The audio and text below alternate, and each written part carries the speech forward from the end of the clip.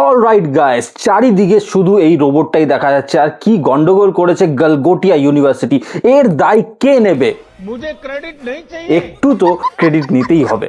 যাই হোক, তো এই ঘটনাটা কি সেটা জেনে নাও, যারা জানো না তাদের জন্য এই ভিডিওটা। অ্যাকচুয়ালি এখানে যে রোবটটা আপনারা দেখছেন, এই রোবট, হ্যাঁ এটা বলা হচ্ছে যে ইন্ডিয়াতে ডেভেলপ করা হয়েছে একটা private university, Galgotia university, quote and quote Galgotia university বলছে যে এই রোবটটা ওনারা তৈরি কোটি টাকা ইনভেস্ট করেছে। তারপরে এই রোবটটা এন্ড টু এন্ড এনক্রিপ্ট করেছে, ডেসক্রাইব করেছে, কি সব করেছে জানি না। যাই হোক, এন্ড টু এন্ড বদনাম করেছে ইন্ডিয়াকে। কিভাবে?